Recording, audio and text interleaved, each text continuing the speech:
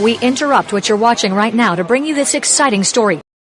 Members of Rivers State House of Assembly react after Governor Simi Fubara visit the Assembly quarters. Rivers people were stunned this afternoon when they got the information that the governor of Rivers State, Sir similarly Fubara, stormed the Rivers State House of Assembly quarters in yet another attempt to demolish the Rivers State House of Assembly quarters, just the same way he demolished the Rivers State House of Assembly complex. Nigerians, Rivers people are watching events day by day as our own governor, who is supposed to uphold the Constitution, is gradually sliding into the position of the chief lawbreaker of Nigeria. Our governor demolished the House of Assembly complex, and plans are underway from what we are seeing to again demolish the Rivers State House of Assembly quarters. The quarters we have here is one of the best in the country. The Rivers House of Assembly quarters was built by the past administration under His Excellency Ezenwonye Sonwike and was commissioned in August in the year 2022 by the then Speaker of the House of Representatives and now Chief of Staff to Mr. President of the Federal Republic. As you can see, there's nothing wrong with any of the buildings. All the buildings are in perfect condition. Our hall is in perfect condition. We have no issues. We have not called on the governor for any form of help. The Rivers State House of Assembly quarters was built for members of the Rivers State House of Assembly and not for the executive arm of government. The undue interferences by the governor is one that is unbecoming of a sitting governor who is supposed to uphold the sanctity of the law. We are disappointed. We are ashamed to have a governor who has no respect for our Constitution, who has no respect for our laws, who has no respect for democracy. Indeed, our governor is an assault to democracy. Day by day, the governor executes actions that are against democratic institutions. If it is not against the Rivers House of Assembly, it is against chairmen of local government.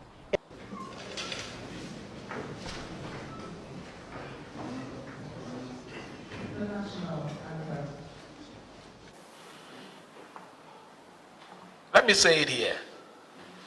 The young people, those group of men who claim that are assembly members are not assembly members. They are not existing. I want it to be on record. I accepted that peace accord. I accepted that peace accord to give them a floating. That's the truth. There was nothing in that peace accord that's a constitutional issue. It's a political solution to a problem. And I accepted it because these were people that were eating in my house. These were people that have helped pay their children's school fees when I wasn't even a governor. So what is the thing there? Yeah, we might have a division, but I believe that one day we could also come together. And that was the reason I did it. But I think it's according to a time when I need to make a statement on this thing, so that they understand that they're not existing. The existence is me allowing them to exist. If I de-recognize them, they are nowhere. That's the truth. So, I want you to see the sacrifice I've made in the cause of allowing peace to be in our state. I can say here, with all amount of boldness, I've never called any policeman anywhere to go and harass anybody. I've never gone anywhere to do anything against anybody. But what happens to people that are supporting me? They are being harassed. They are being detained. There is no week that somebody doesn't come here with one letter of invitation for trump-up charges and all those things. If it is not against the Rivers House of Assembly, it is against chairmen of local government. In fact, the governor has declared war on all elected people in Rivers State, so that only him will function as the elected ones, while others will be on the run. We don't know why the governor has resorted to this type of self-help. The governor has shown that he's a violent man. Our governor is a violent man, and I say it repeatedly. and I have evidence to say so. Members of the Rivers House of Assembly were stunned when the governor mobilized thugs to attack Mr. Speaker in his residence. My wife, my children were in my official residence when the governor mobilized thugs from government house. They chanted from government house to my official residence to harm me and my family, but for the intervention of security agencies. The governor repeatedly does this to me and members of the House of Assembly. Today he came in person with his thugs. Many of them jumped our fence, they broke the gates and entered there uninvited. Ordinarily, the governor needs to write the speaker to get into our hallowed chamber or to get into our premises, or at least inform us if he has any reason to come here. Coming here and seeking to demolish our property, one built with taxpayers' money for the effective administration of the state legislature, is unbecoming of a governor in our time. A time when other governors are paying attention on how to improve the well-being of their people. Our own governor is busy looking for how to maintain structure, destroying democratic institutions, destroying facilities built by other hard-working governors. He has nothing to show but to demolish. The House of Assembly complex he demolished the other day. He has done nothing. He has not done anything to rebuild it. Our property that he took, even some of the things belonging to members, the governor and his thugs took away our personal belongings. To this day, we can't find them. Shamelessly, the governor will get into the House of Assembly complex, take our property, demolish the building, and is happy with himself, and moves around with the toga of Mr. Innocent, whereas he's the violent man, the man who does not respect the law. But for the avoidance of doubts, it's important that I make it clear that the 27 members of the Rivers House of Assembly are sitting, conducting legislative business in line with the Constitution of the Federal Republic as altered, in line with our laws. We remain members. No member of the Rivers State House of Assembly has his or her seat declared vacant. The Constitution is clear that the only person that can declare a seat vacant is Mr. Speaker. I am the Speaker. I was elected by all the members sitting and present during the day the House was proclaimed. All the members voted me. I've continued to do my job and I remain the Speaker. The Deputy Speaker is the Deputy Speaker. All of us were doing the job for which we have been elected to perform. It is shameful that the governor is resorting to desperate measures in order to garner support and to allow his appointee to take over our duty. But let me also make it clear and draw the attention of Rivers people and indeed Nigerians that there is a subsisting judgment of the Federal High Court which has issued an interim injunction on the governor.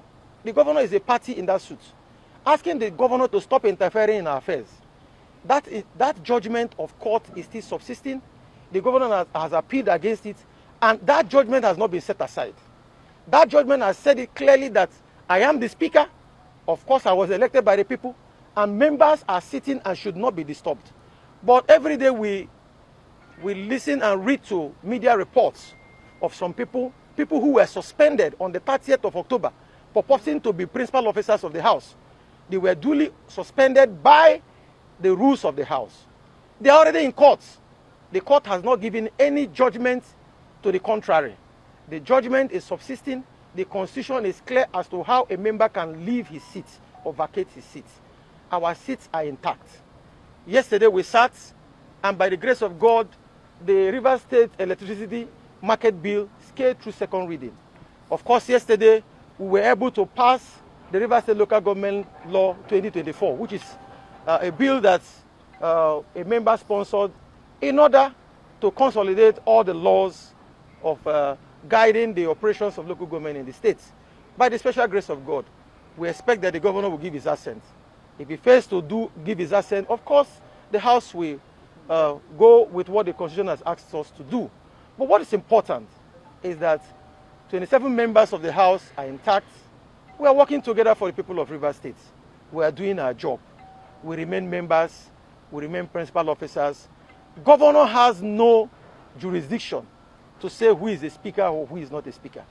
Governor does not have any iota of claim or any provision in the Constitution or any law that gives him power to say whether the assembly is existing or not.